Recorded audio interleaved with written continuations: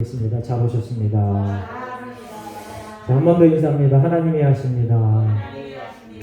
우리 설교 제목을 읽어보겠습니다. 시작. 빌립보에서의 전도. 빌립보에서의 전도.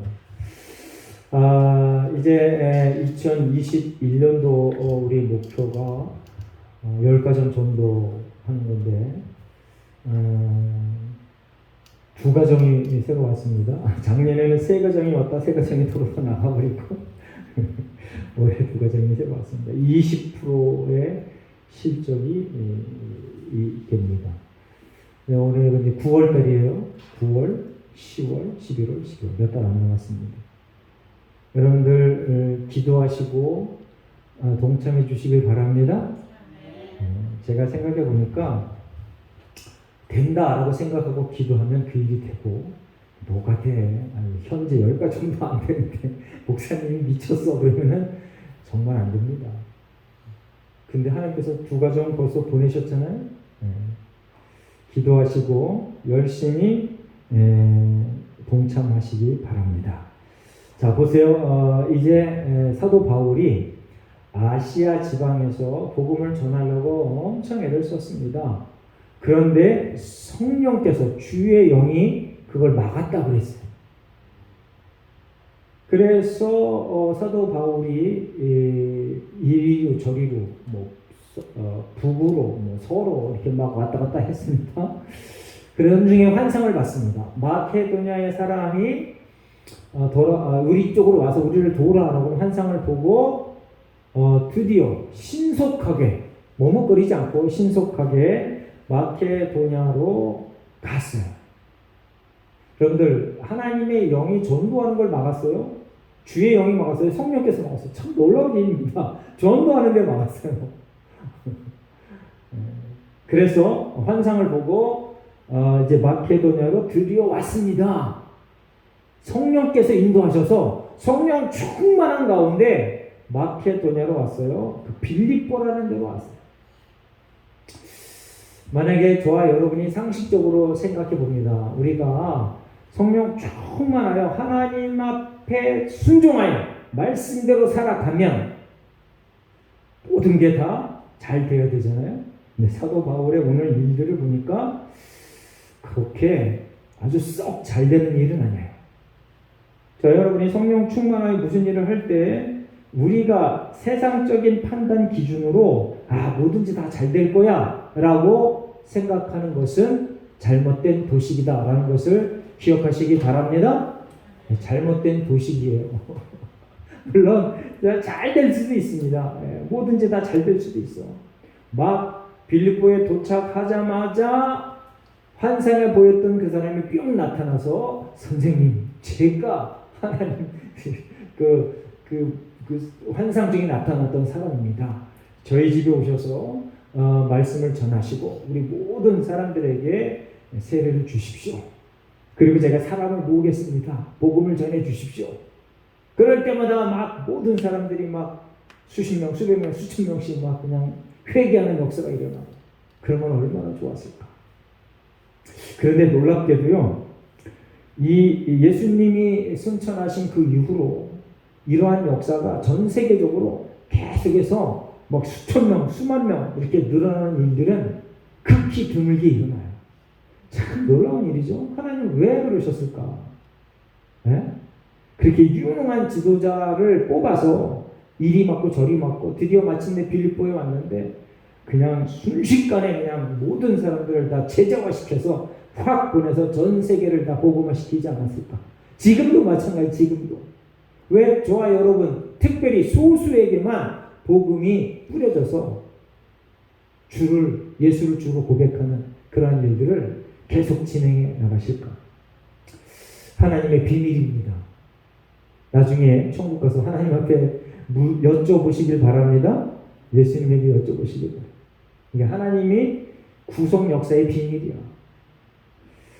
자, 오늘도 보니까 이제 그 사도 바울의 전도팀이 변화가 생겼어요.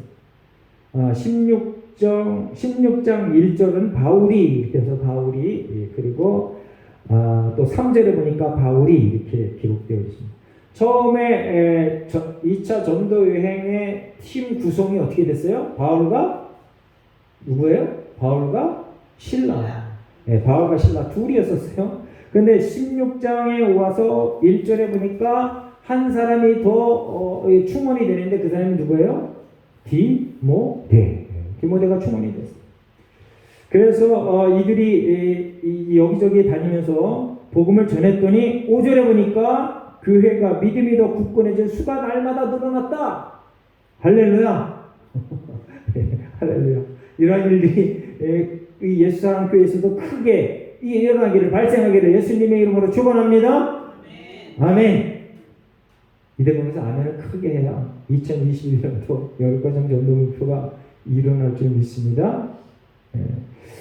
자, 이제 10절에 보니까 10절에 바울이 그 한상을 보았을 때 우리가 곧 마케도니아 떠나기를 힘쓰니, 여기는 바울이 그들이 막 그러다가 10절에 주어가 우리가라고 바뀌었습니다. 사도행전을 쓴 사람이 누구예요? 사도행전 쓴 사람? 누가가 썼죠. 누가 사도행전 썼어요. 그래서 여기서 16장 10절에 한상을 보았을 때 우리가라고 얘기했는 것으로 봐서, 그전에는 바울이 그들이 이렇게 얘기하다가 우리가라고 쓴 것으로 봐서 누가가 이때부터 사도 바울의 전도팀의 일원이 됐구나 하는 것을 알 수 있습니다. 자, 전도팀의 일원이 자꾸 늘어나요. 처음에는 바울과 신라가 갔다가 디모데가 합류하고 그 다음에 누가가 합류하고. 누가의 직업이 뭐예요? 의사. 평생 사도 바울이 참수당하여 죽을 때까지, 감옥에서 참수당하여 죽을 때까지 평생 동역자가 됩니다. 할렐루야. 아멘. 이제 저와 여러분이 주님이 정해놓은 그 시간까지 평생 복음의 동역자가 되시기를 예수님의 이름으로 축원합니다. 자, 이제 11절부터 15절을 우리가 오늘 읽었는데 11절에도 우리가라고 얘기합니다. 우리가 드로아에서 배로 떠나 사모드라게로 직행하 이튿날 네아폴리로 가고. 한번 지도 보겠습니다. 2차 전도여행 지도. 여러분들 아마 수없이 많이 봤을 거예요. 2차 전도여행 지도. 자, 저기 보면은 안디옥이라고 있죠.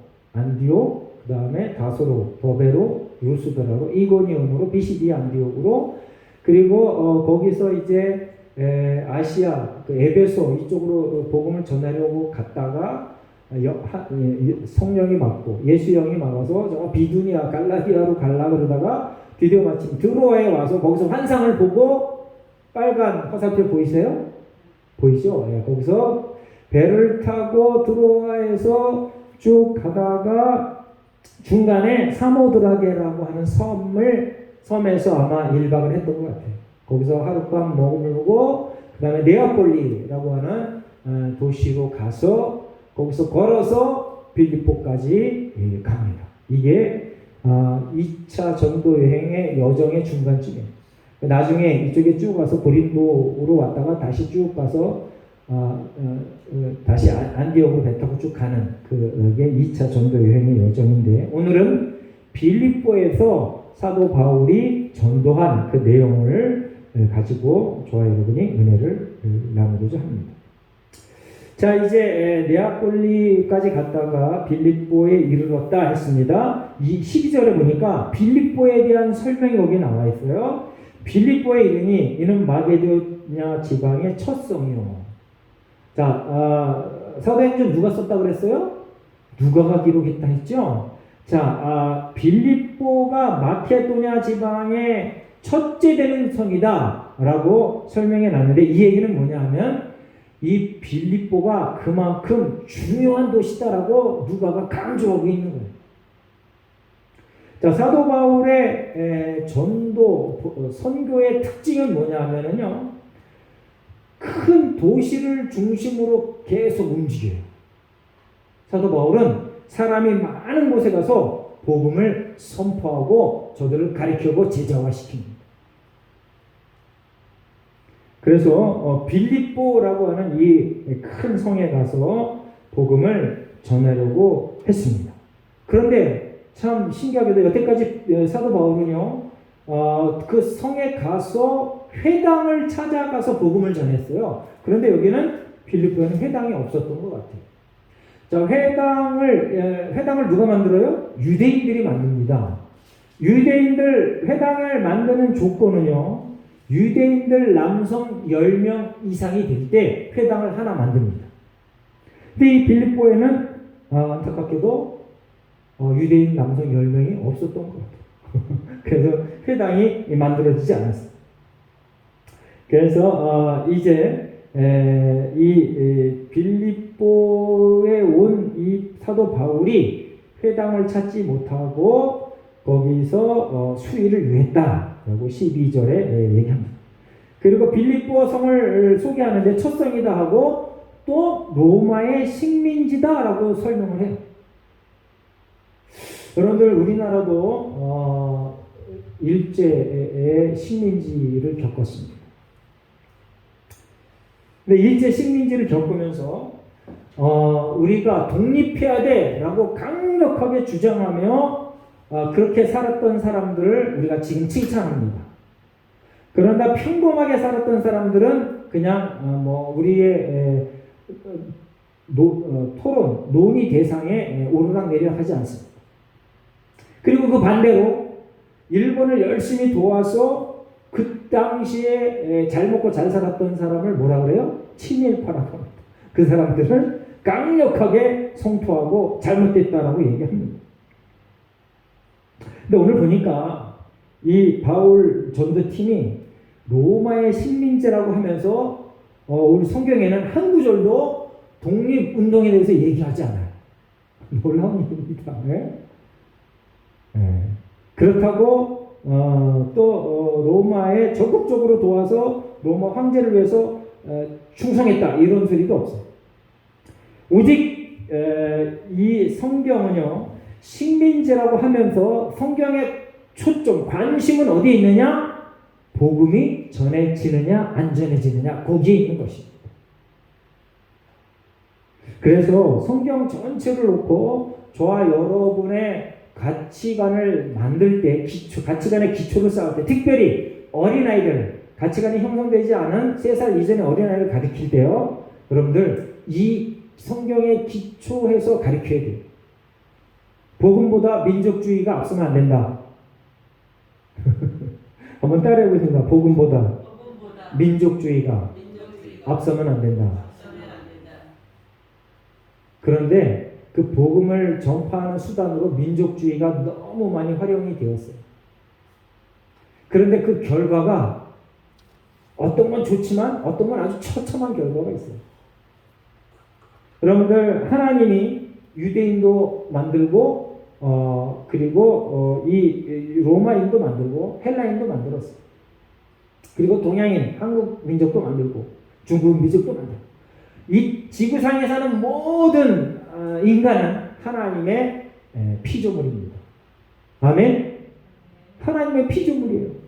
그래서 하나님은 전 인류를 다 구원하시길 원해요. 그래서 그 민족주의적인 감정을 아주 극도로 발휘하여 복음을 전하려고 하면 부작용이 엄청 심해진다는 걸 기억하시기 바랍니다. 그런데 그 민족주의적인 그 감정, 그리고 지역 감정, 혈연 감정, 이걸 제일 많이 활용하는 인간들이 있는데 그 부류가 있는데 그게 누구라 그랬어요? 정치 지도자들. 정치 지도자들이 그 감정을 막 발동시켜서 자기의 권력을 돈독하게 하는데 거기에 쓴다니까요. 속지 마시기 바랍니다. 속으면 안 돼. 그래서 우리나라가 주변 국가랑 정말 사이좋게 잘 지내야 됩니다. 심지어는 중국과도 사이좋게 잘 지내야 돼요. 그래서 지혜가 아주 많이 발휘돼야 돼요. 일본하고도 사이좋게 잘 지내야 돼요. 일본하고 사이좋게 잘 지내려고 하는데 나라를 팔아먹는 그런 수준이 아니고 이 나라도 나라, 우리나라도 나라. 그래서 동등한 나라 대 나라로 사이좋게 잘 지내자고 하는 그러한 그 정책을 쓰는 그러한 지도자를 우리가 선호해야 돼요. 기억하시기 바랍니다. 자, 오늘도 보니까 식민지라고 하면서 독립운동하자 이런 소리 안 했습니다. 오직 예수를 그리스도라고 전하려고 하는 그 마음으로 일념으로 이 성경에 기록되어져 있었어요. 그리고 여기서 식민지라 이렇게 한 그 말 속에는 이런 것도 내포되어 있을 수도 있습니다. 로마가 패권 국가였습니다. 패권 국가의 땅의 그 도시, 거기서 복음을 전하면 영향력이 많은 사람이 거기서 살 거 아니에요. 그렇죠?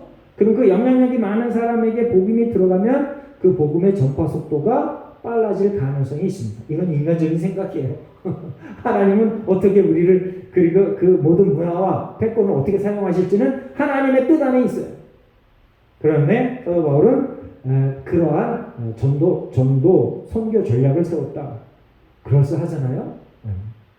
좋아, 여러분도 누구를 만나든지 간에 여러분들이 처한 그 상황에서 여러분들이 만나는 모든 사람들에게 복음을 전하시기를 예수님의 이름으로 부탁드립니다.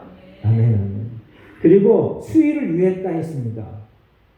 아니, 환상을 보고 성령 충만하여 하나님의 인도라고 인정하고 확증하고 여기에 왔는데 수일 동안 환영 인파가 없네. 뭔가 대단한 일이 벌어지지 않네. 제가 설교 초대에도 얘기했지만 성령 충만하여 가는 길, 하나님의 말씀에 순종하여 가는 길이 꽃길만은 아니다라는 걸 기억하시기 바랍니다. 그래서 제가 너무 설교하면서 가르치면서 성령 충만한 것에 비례하여 힘들과 어려움, 이 시험이 똑같이 병행한다라고 너무 강조하다 보니까 여러분들 사기가 자꾸 떨어지는 것 같아요. 근데 그게 사실이지만 그 성령 충만하여 가는 그 길에 힘들고 어려운 길이 많아지지만 하나님께서 넉넉하게 이기림을 주신다. 기억하시기 바랍니다. 실망하지 마시고 용기 잃지 마시고 당당하게 떳떳하게 복음의 길을 걸어가셔서 승리의 깃발을 높이 드는 저와 여러분 되시길 예수님의 이름으로 축원합니다. 그런데 어려움이 있다는 걸 염두에 두시기 바랍니다. 어려움 없어 그렇게 얘기하는 사람은 사기꾼이야, 까짜야, 거짓 교사야. 어려움이 성령 충만한 것에 비례해서 항상 있다는 걸 기억하시기 바랍니다. 그런데 내가 가는 길에 어려움이 진짜 없어. 그러면 내가 정말 복음 가운데 살아가는가를 점검해 봐야 돼요. 말씀과 함께 살아갈 때, 복음과 함께 살아갈 때 반드시 누군가가 해코지하고 반드시 누군가가 방해하는 일이 순간순간 매일매일 일어나는 걸 기억하시기 바랍니다. 아무도 날 방해 안 해. 아무도 날 맨날 칭찬하고 찬양해. 그러면 이미 벌써 복음에서 벗어난 사람. 내가 확실하게 말합니다. 이미 말씀에서 벗어난 사람이야. 말씀에서 벗어나고 복음에서 벗어난 인생이 그렇게 살아간다니까요. 악한 마귀 사탄이 와서 맨날 당신이 최고야, 당신이 최고야 이렇게 한다니까요. 사도 바울, 예수님 12사도들을 보세요. 언제 많은 사람들로부터 모든 사람부터 칭송과 찬양을 들은 적이 있냐고. 물론 무리 안에서 성도들 안에서 칭송과 찬양을 들어요. 근데 무리 밖에서는 그런 소리를 한마디도 듣지 못해요. 자, 이제 13절에 보니까 안식일에 우리가 기도할 곳이 있을까요? 눈밖 강가에 나가 거기 앉아 모인 여자들에게 말하는데, 기도할 곳이 있을까요? 사도 바울의 선교팀은요, 전도팀은요, 항상 기도했어요. 항상 기도하시기 바랍니다. 여러분들 기도가 내가 정자세를 하고 딱 정해진 장소에서 이 전통적인 그런 기도도 기도지만 여러분들의 삶의 순간순간마다 하나님, 제가 하나님의 아들이요 딸입니다. 저를 도와주십시오. 이렇게 선포하고 고백하고 하는 그 기도가 정말 대단한 기도예요. 그렇게 기도할 때 우리가 나쁜 짓을 할 수가 있겠습니까? 우리가 사기칠 수 있겠습니까? 우리가 도덕적으로 문란한 일들을 할 수 있겠습니까? 내가 하나님 앞에 있습니다. 선포하는데, 기도하는데 감히 그런 짓을 어떻게 해요? 악한 마귀가 그런 마음을 뒀다. 그런 마음을 우리에게 주었다가도 성령께서 그런 마음을 싹 없애시게 하지. 한번 따라해 보겠습니다. 하나님, 제가 하나님의 아들입니다. 딸입니다. 저를 도와주십시오. 이렇게 선포하고 하루를 시작하고 삶의 순간순간마다 사건, 일이 시작되기 전마다 또 마무리할 때마다 이렇게 하면은 성령께서 우리를 도와줍니다. 이제 이 기도할 곳이 있을까요? 찾아가다가 누구를 만났어요? 여인들을 만났어. 모인 여자들. 여러분들 전도 그러니까 만약에 여러분들이 설교할 기회는 별로 없겠죠. 저는 이제 목사가 된 이후로 물론 대형 교회 뭐 큰 무리 가운데서 저를 초청해서 설교해 달라고 한 적은 없습니다. 기껏해야 한 100명 정도 모인 데서 이렇게 설교를 한 적이 있는데 만약에 큰 대부흥사가 조그만 시골교회 한 서너 명 모이는 교회 와서 해주십시오 그러면은 이게 성립이 잘 안 돼요. 왜 그러냐면은 그분에게 주는 사례금도 안 되지만 그분이 그런 데를 잘 오시질 않아. 그분들의 기본 마인드는 뭐 다 맞는 건 아니지만 최소한 그래도 뭐 한 수백 명 모여야 내가 가지. 이런 마인드가 있어요. 그리고 이 사례비가 안 되니까 물론 사례를 안 받고 가는 분들도 상당히 많습니다. 그 대부분의 인간적인 생각을 갖고 있는 사람들은 좀 규모가 있는데 많은 사람들이 복음을 들을 수 있는데 이런 걸 원하는데 오늘 본문에 보니까 사도 바울이 여인들이 모인 곳 초라한 곳 거기 가서 복음을 전해요. 그랬더니 거기서 누가 회심을 해요? 루디아. 여러분들 두아디라에서 사도 바울이 매를 맞아갖고 엄청난 그 큰 충격을 받아요. 죽었는 줄 알고 성 밖에 버렸는데 거기서 얻었던 사람이 누구라 그랬어요? 디모데. 여러분들 참 신기해요. 내가 상상하지도 못했던 그러한 곳에서 그러한 큰 어려움과 고생 속에서 하나님은 일평생 유익한 동역자를 붙여주셨어요. 기억하시기 바랍니다. 화려하고 대단한 그러한 곳에 가서는 오히려 손해를 봐. 네? 놀라운 일이죠? 화려하고 대단한 곳에 가면은요, 비방, 협박, 쫓겨남, 돌 던짐, 이런 걸 당해요. 매를 맞고 막 이래요. 그런데 정말 이게 고생스럽고 내 작은 모임에 가서 복음을 전했더니 일평생 유익한 동역자를 하나님께서 만들어 주신다. 할렐루야.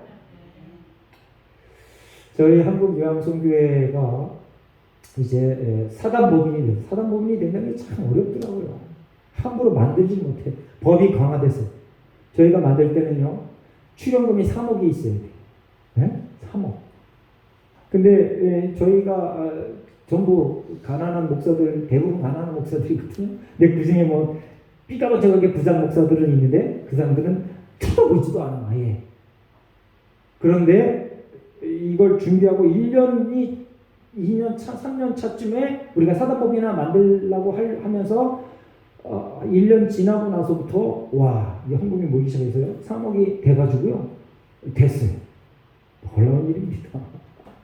어떤 한 분이 뭐 상당한 그 물건을 우리 한국요한성교회에 이렇게 헌납을 해서 그게 시발점이 돼서 많은 사람들이 뭐 어떤 사람은 3천, 조그마한 사람은 또 뭐 한 몇십만 원, 20만 원, 5만 원, 몇백만 원 뭐 이렇게 해서 돼서 됐어.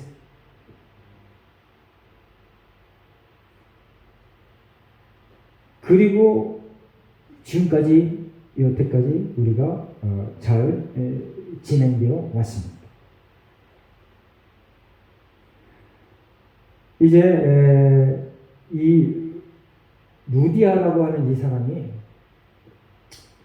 대단한 사업가였습니다. 그리고 평생 빌립보 교회가 이 루디아 가정에서 시작돼서 생겨나가지고 평생을 사도 바울의 후원자가 돼요. 성경 말씀 한번 보겠습니다. 성경 빌립보서 4장 18절. 빌립보서 4장 18절 앞에 보고 한번 읽어보겠습니다. 다 함께 있습니다. 시작. 내게는 모든 것이 있고 또 풍부한지라 에바보라 그도 편에 너희가 준 것을 받았으니 내가 풍족하니 이는 받으실 만한 향기로운 재물이요 하나님을 기쁘시게 하는 것이다. 사도 바울이 작은 모임, 특히 여자들만 있는 작은 모임에 가서 복음을 전했는데 거기서 회심한 루디아가 그 가정을 오픈해서 빌립보 교회가 시작되었는데 이 교회가 사도 바울의 평생의 후원자가 돼요. 할렐루야. 아멘.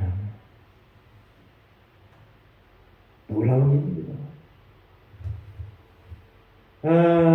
조금 아까 얘기하다가 이제 중단됐는데 한국유황선교회가 그렇게 이제 3억이라는 돈을 출원해서 그것도 오버가 돼갖고 이제 운영비가 한 3천, 4천 이렇게 돼서 그거 가지고 운영을 하고 있는데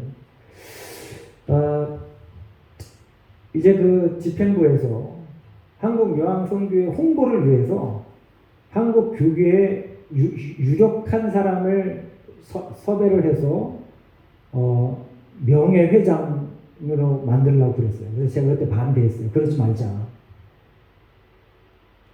왜 굳이 유명한 사람을 섭외를 해서 우리랑 전혀 관계도 없는 그런 사람을 뽑아서 그런 사람으로 명예회장을 해서 우리의 그 입지를 높이려고 하냐. 하나님의 방법이 아닌 것 같다. 제가 혼자만 만들었어요. 다른 사람 다 오케이 했는데. 근데 그 일이 실제로 이루어졌어요.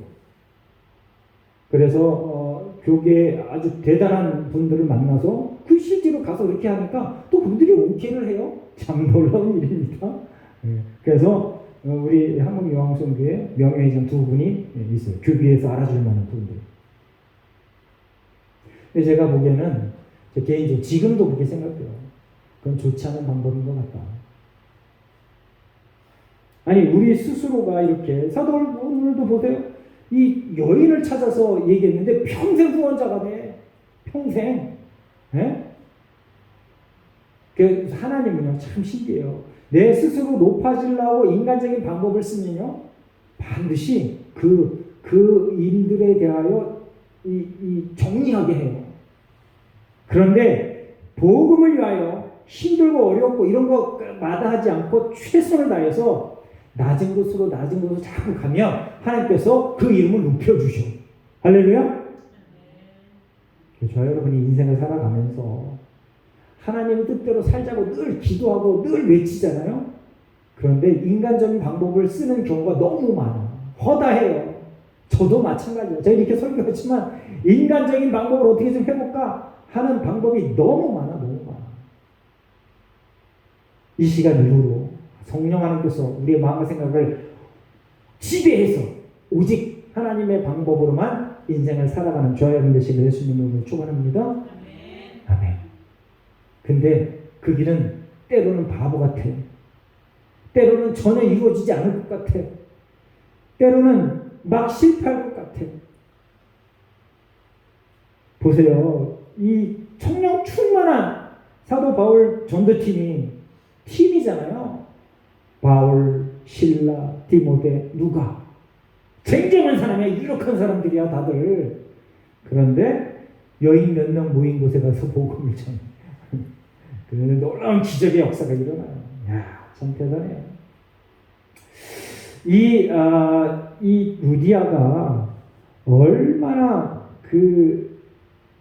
정말 대단하냐면 14절 한번 읽어보겠습니다. 14절 함께 있습니다. 시작. 도아디라 시인의 자색 옷감 장사로서 하나님을 섬기는 그 루디아가 하는 한 여자가 말을 듣고 있을 때 주께서 그 마음을 열어 바울의 말을 따르게 하신지.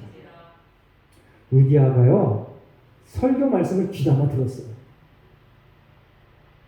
그러면 임상영 목사가 성경을 읽읍시다 이렇게 말 안 해도 여러분들이 읽는 사람이 있어요. 근데 그렇지 않은 사람이 너무 많은 것 같아서 제가 늘 강조해요. 성경 말씀은 늘 읽읍시다. 따라해보세요. 나는 성경을 읽는다. 그런데 이 성경을 읽지 않았던 사람은요, 성경을 펴서 5분 읽기가 그렇게 힘들어. 왜 이렇게 힘들까? 생각해 보니까 사탄 마귀가 방해를 해서 그래요. 여러분들 성경을 읽으면요, 하나님의 마음을 품고 성경을 읽으면 그 사람이 하나님의 사람이 된다니까요. 또 올라온 일입니다. 근데 그걸 싫어하는 종자가 있는데 그게 누구예요? 사탄, 귀신, 마귀. 그걸 싫어해. 여러분들이 성경을 안 읽으면 사탄 편에 속하는 거예요. 성경을 읽읍시다. 오늘도 루디아가 보니까 이 사도 바울이 하는 그 설교 말씀에 귀를 기울였어요. 할렐루야. 그랬더니 하나님께서 보세요. 주께서 그 마음을 열어. 주께서 그 마음을 열어. 예수님께서, 하나님께서, 성령께서 루디아의 마음을 활짝 열어주었다. 여러분들, 제가 기도에 대해서 강조할 때, 기도의 분량이 중요하지 않다. 늘 강조합니다. 분량 중요합니다. 근데 그 분량, 시간보다 더 중요한 게 뭐냐면, 하나님 편에서 기도했느냐 안 했느냐, 그게 더 중요한 거예요. 할렐루야? 그게 더 중요한 거예요. 그렇다고 기도 짧게 하라 그런 소리는 아니에요. 기도 죽도록 해야 됩니다. 하나님 편에 서서 기도해야 됩니다. 그리고 하나님 말씀에 근거해서 기도해야 돼요. 오늘도 루디아가 사도 바울이 전한 말씀이 뭐예요? 핵심이 뭐예요? 예수가 그리스도다. 사도 바울은 딴 말을 안 해요. 예수가 그리스도다. 그 말만 해요. 그 말만. 자기가 예수님을 어떻게 만났나? 자기가 어떻게 회심했나? 자기가 어떻게 예수를 증거했나? 그 말만 한다니까요. 쓸데없는 소리 안 해. 이방인들이 얘기하는 그러한 종교적인 얘기 안 해. 그 얘기를 듣고 나서 루디아가 마음문을 열어. 그리고 주께서 그 마음문을 열어줬다. 그리고 나서 또 바울의 말을 따르게 하시다. 할렐루야. 아멘. 야, 이건 참 놀라운 일입니다. 설교 말씀을 들었고 주께서 그 마음을 열었는데 바울의 말을 따르게 했대. 바울의 말을. 할렐루야. 이거 참 조심스러워요. 왜 그러냐면 자꾸 목사들의 격이 자꾸 낮아지는 소리를 여러분들이 너무 많이 들어서 목사의 말을 따르세요 그러면은 아유 저것도 무슨 뭐 이상한 사상으로 또 얘기하나 이렇게 얘기할까봐 이렇게 받아들일까봐. 제가 여러분에게 단호하게 말합니다. 하나님께서 여러분의 마음을 열어서 임상영 목사의 말을 따르게 하실 줄 믿습니다. 그리고 저와 여러분이 예수님의 말을 따르게 하실 줄 믿습니다. 아멘. 자, 15절 말씀은 다 함께 있습니다. 시작. 그와 그 집이 다 세례를 받고 우리에게 청하여 이르되 만일 나를 주 믿는 자로 알거든 내 집에 들어와 유하라 하고 강권하여 머물게 하라.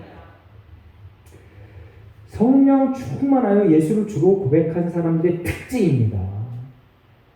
자기 집을 오픈해. 자기 집을 오픈해.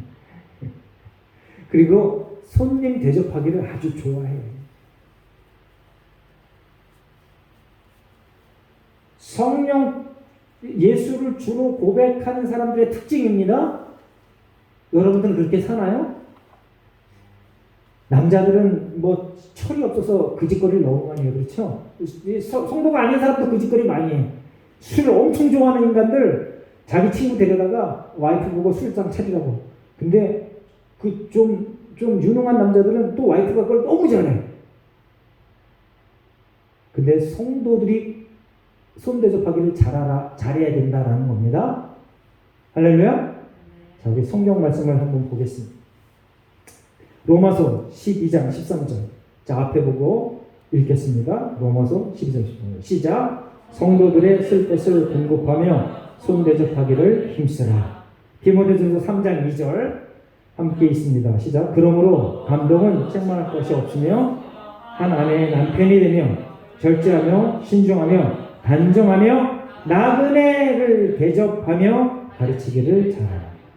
베드로전서 4장 9절 서로 대접하기를 원망 없이 하고.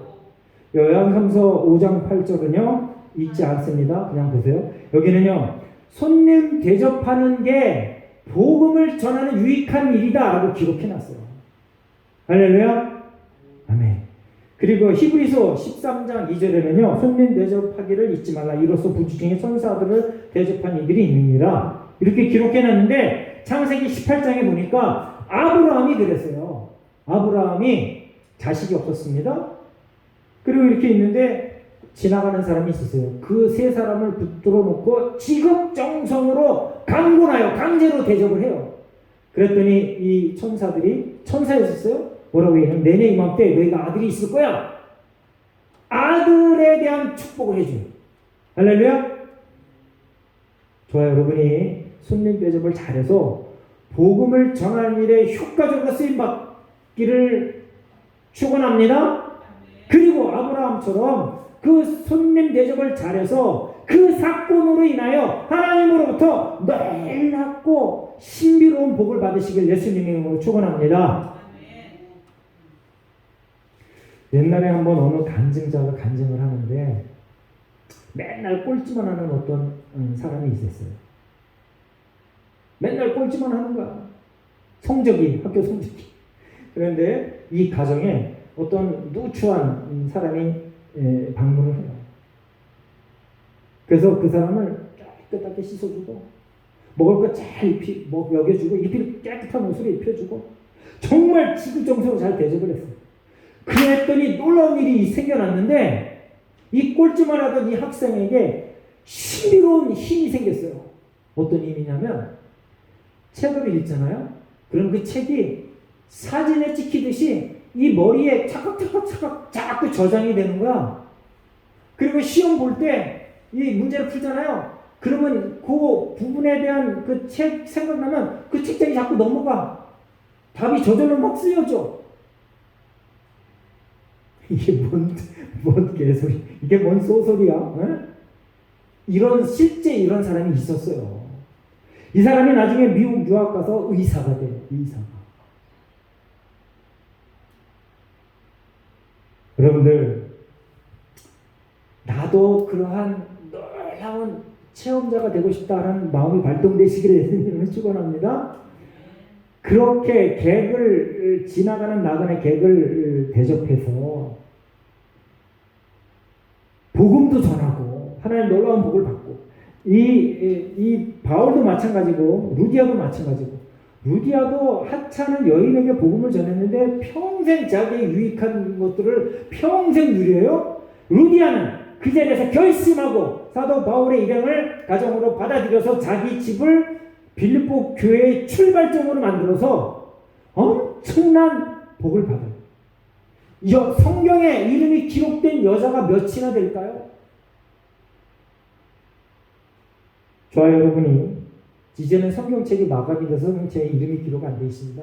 하늘나라 생명책에 저와 여러분의 이름이 기록되어졌음을 확신하시고 성경의 가르침대로 그렇게 살아내시기를 예수님의 이름으로 축원합니다. 낮은 자를 잘 대접하고 어려운 자를 잘 도와서 복음도 전하고 하나님의 놀라운 복을 받으시는 저와 여러분 되시기를 예수님의 이름으로 축원합니다. 기도하겠습니다. 하나님 감사합니다. 오늘도 빌립보에 루디아를 만나 복음을 전했더니 하나님께서 그 마음을 열어서 일평생 좋은 동행 관계를 유지했던 아름다운 모습을 봅니다. 하나님, 우리 마음속에 함께 하셔서 성령께서 역사하셔서 우리도 이러한 장본인들이 되게 하여 주시옵소서. 복음을 위하여 낮은 자를 접대하며 대접하며 강권하여 불러 함께하여 좋은 놀라운 복을 누리게 하여 주시옵소서. 감사드리며 예수님의 이름으로 기도합니다. 아멘.